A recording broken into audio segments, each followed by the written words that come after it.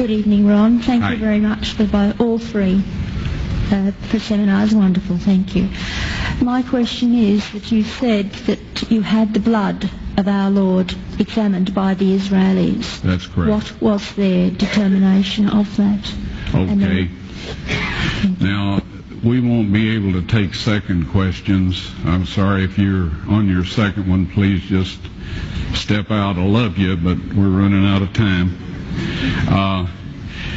Real quickly, okay. Dried blood is dead blood. Everybody knows that, all right? They can test the blood of the pharaohs, the mummies of the pharaohs, all right? There's certain things they can do. They cannot get a chromosome count by any method I'm familiar with, all right? Things keep changing. I don't profess to know everything. However, there's no way I know that you can get a chromosome count out of dead blood. You can get a DNA and some other things, but not a chromosome count, all right? That's done by living white blood cells.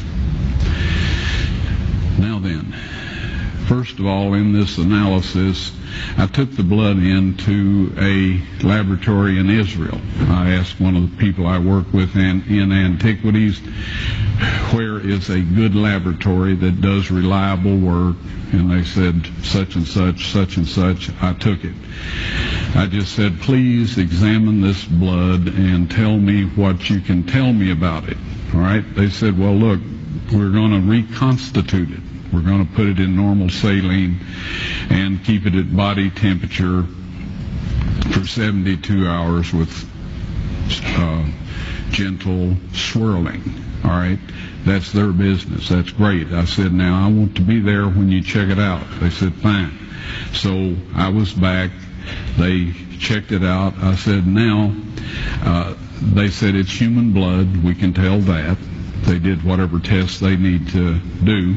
And then I said, take some of the white blood cells and put them in a growth medium and keep them at body temperature for 48 hours. And they said, well, that'll do no good because it's dead blood.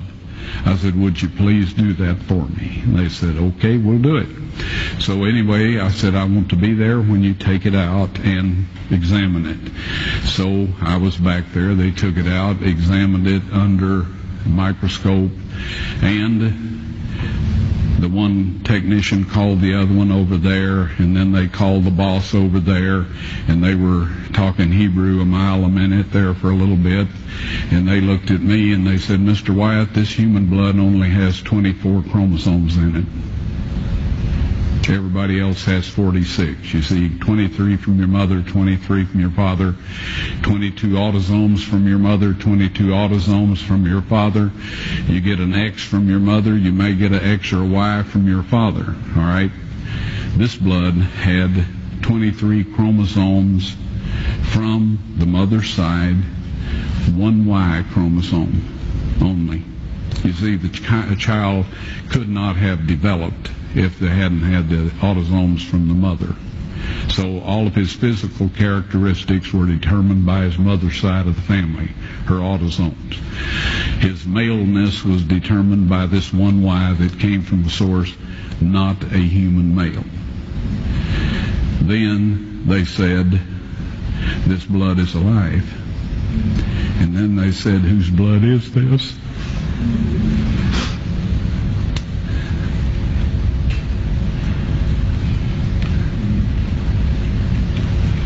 I said, it's the blood of your Messiah.